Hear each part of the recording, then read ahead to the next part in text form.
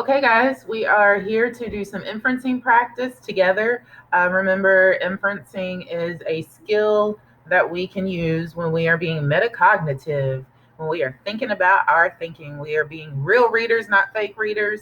So, real readers know how to infer, they practice inferencing. Inferencing is just using your schema and also using the text and any pictures that may be in the text to come to a conclusion about what's going on at that point in the text, or to come to a conclusion about what's going on in the whole story.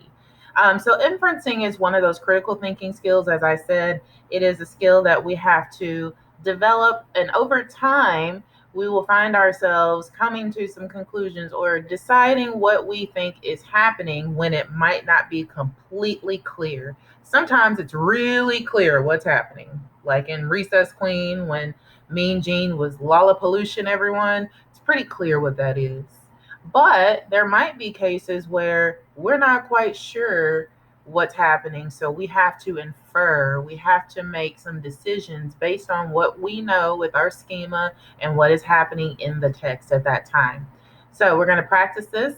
The story that I have to share with you today is called My Lucky Day. And this is a cute little book that I have enjoyed over the years.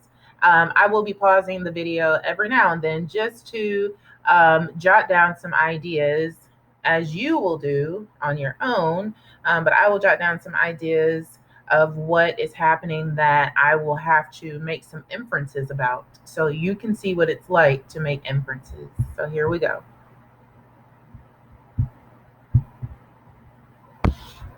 Not sure why that's totally zoomed in.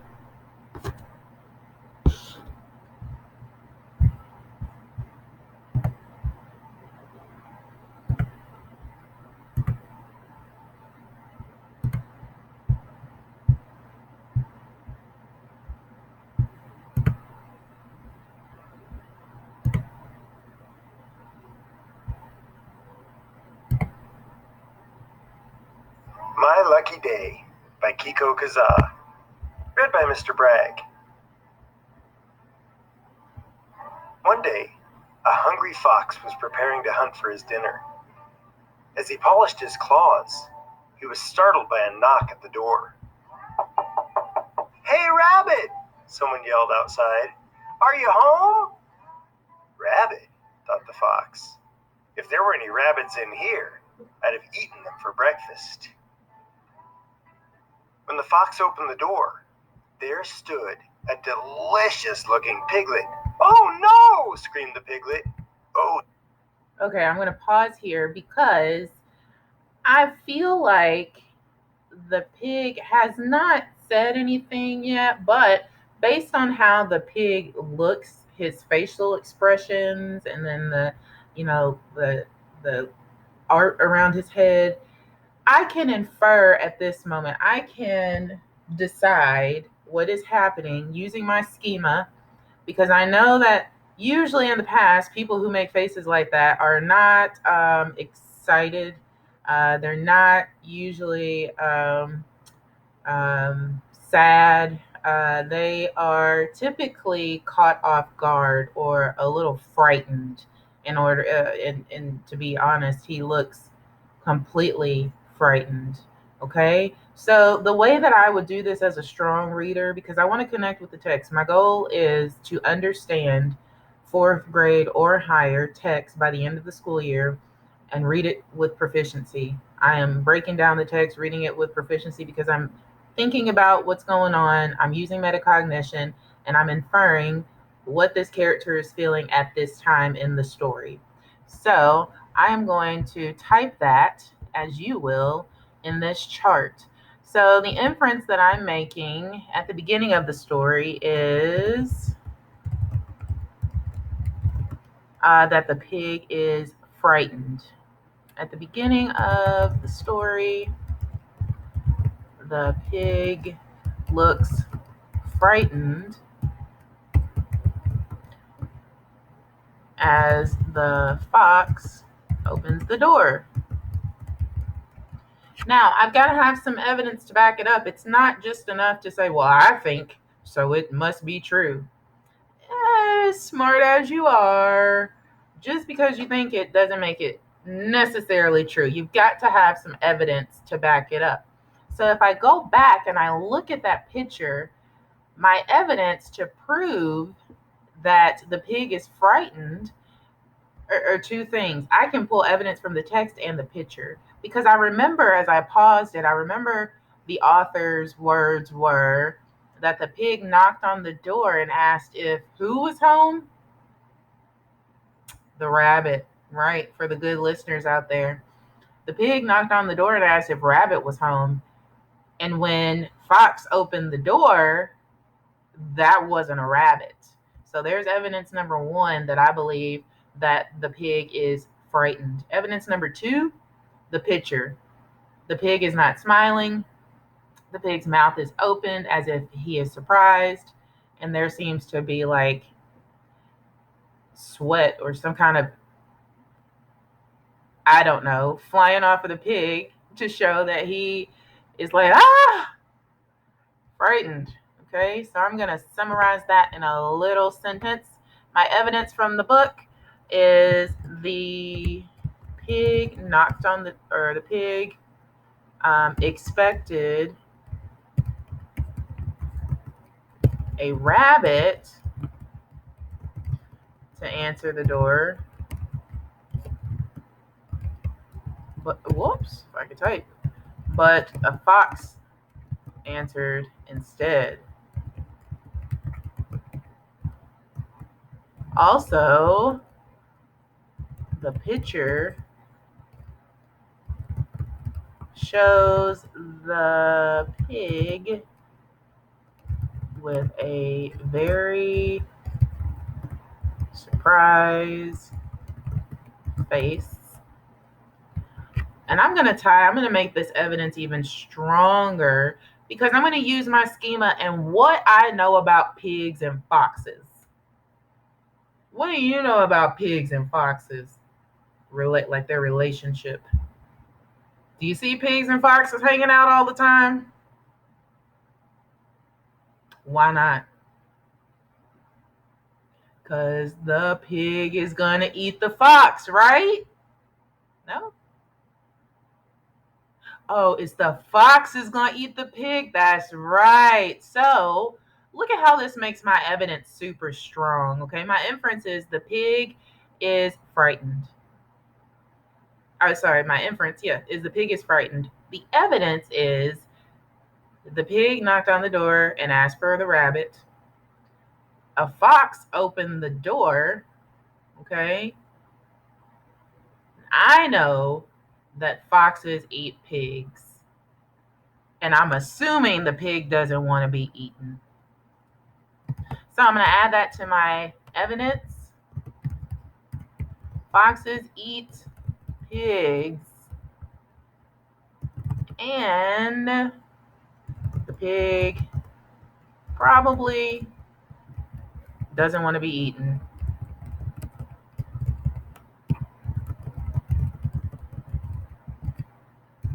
All right.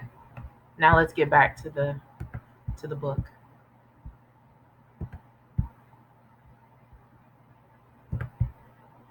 Oh, yes, cried the fox.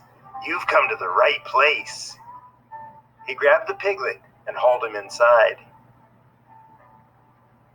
This must be my lucky day, the fox shouted.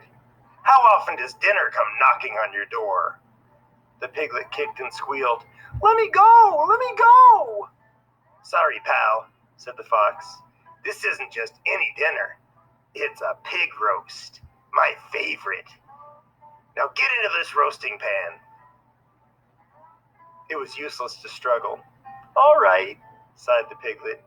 I will, but there's just one thing. What? Growled the fox.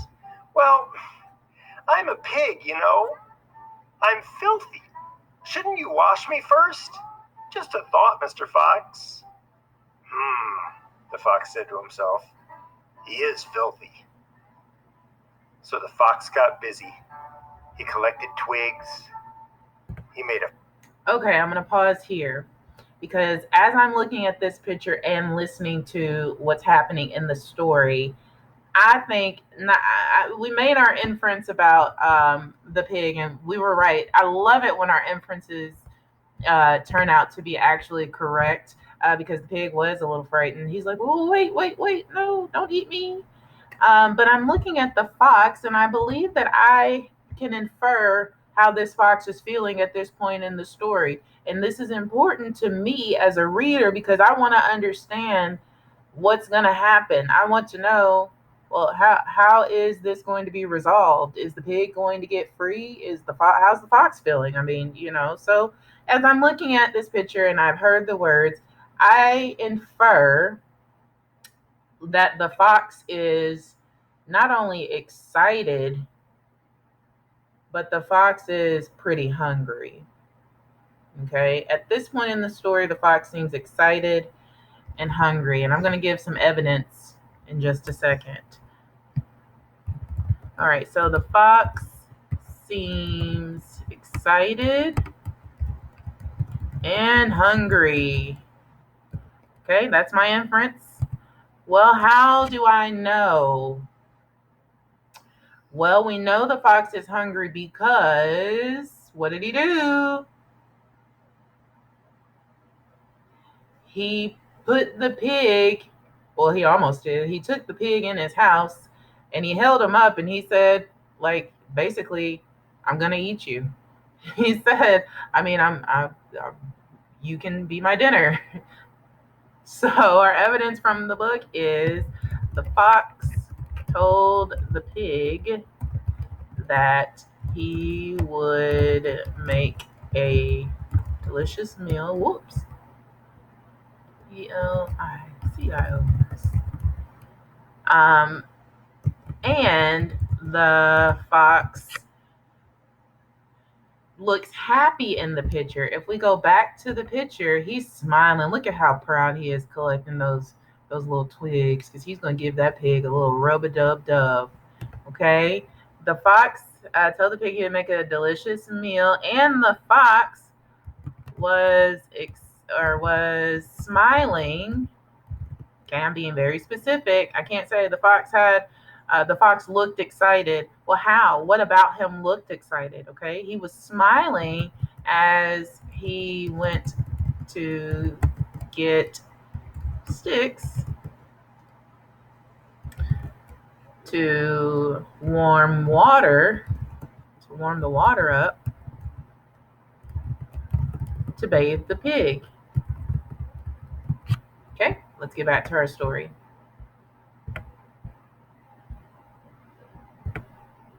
Made a fire, he carried in the water, and finally, he gave the piglet a nice bath. "You're a terrific scrubber," said the piglet. "There," said the fox. "Now you're the cleanest piglet in the county.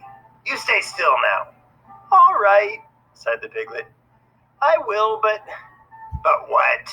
growled the fox. And I'm not going to type this one, but if we look here, look at the fox's face, look at the pig's face. We can make inferences about how they're feeling at this moment. Okay, so based on the pictures, the fox, I wouldn't say he looks excited here. He's got that like devilish look in his eyes, and he's like, yeah, buddy. You got the salt and pepper. So he, at this time, I think Fox is feeling kind of sly.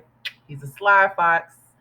He's feeling kind of maybe a little devilish because he's putting salt and pepper on a pig, and also um, he gave the pig a bath just so he can eat them. So yeah, and the pig, based on him constantly saying no, but wait, and then his position like this tells me the pig is worried, is frightened, is concerned, definitely not happy. The fox. "Well, I'm a very small piglet, you know. Shouldn't you fatten me up to get more meat? Just a thought, Mr. Fox." The fox said to himself. "He is on the small side." So the fox got busy. He picked tomatoes, he made spaghetti, he baked cookies, and finally, He gave the piglet a nice dinner. "You're a terrific cook," said the piglet. "There," said the fox. "Now you're the fattest piglet in the county, so get into the oven." "All right," sighed the piglet. "I will, but..." What? Shouted the fox. "Well, Now, if we I'm stop, a hard-working pig, you know." If we stop there, when the fox is saying, what?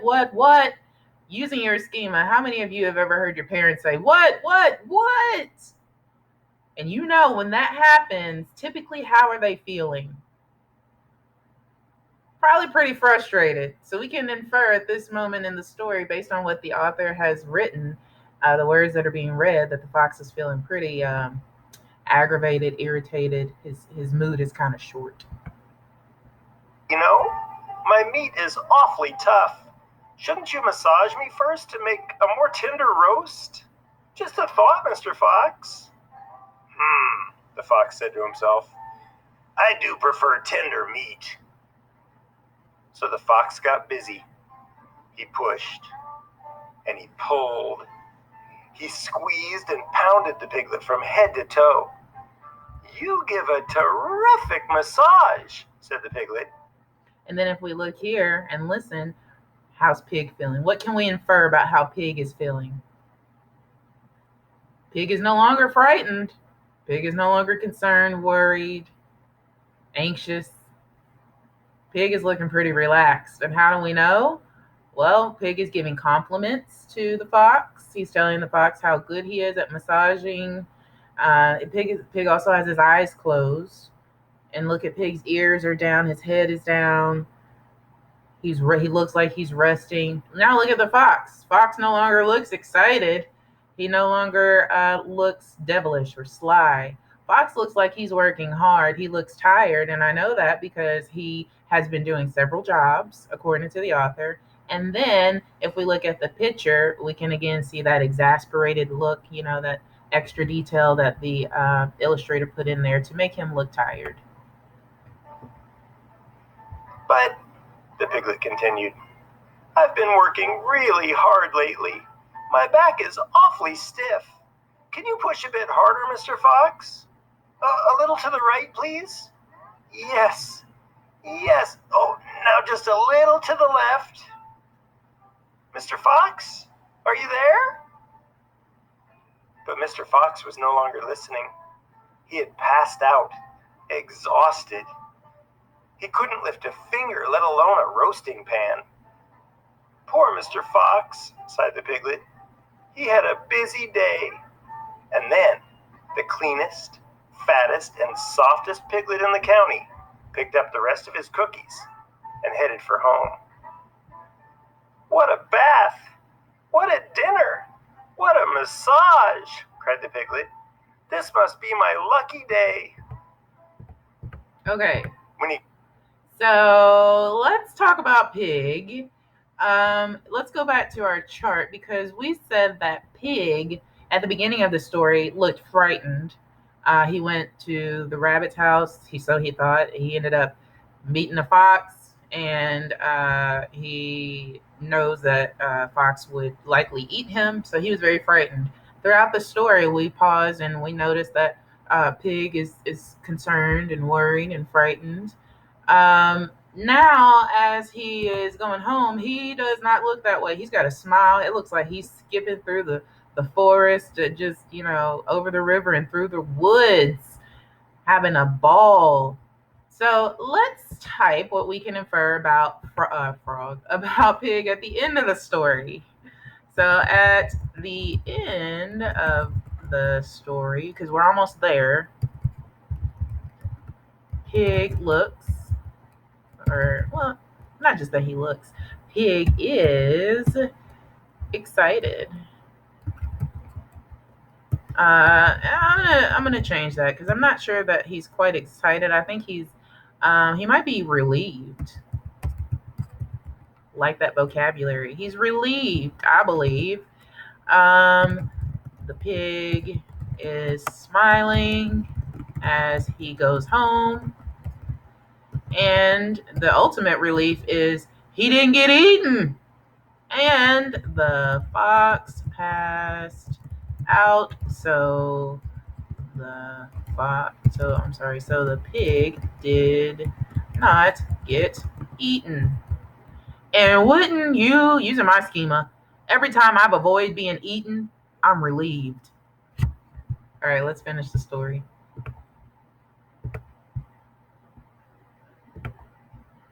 When he got home, the piglet relaxed before a warm fire. Let's see, he wondered, looking at his address book. Who shall I visit next? Ah. Did you catch it? If you didn't catch it, go back and find it. All right. Okay, guys.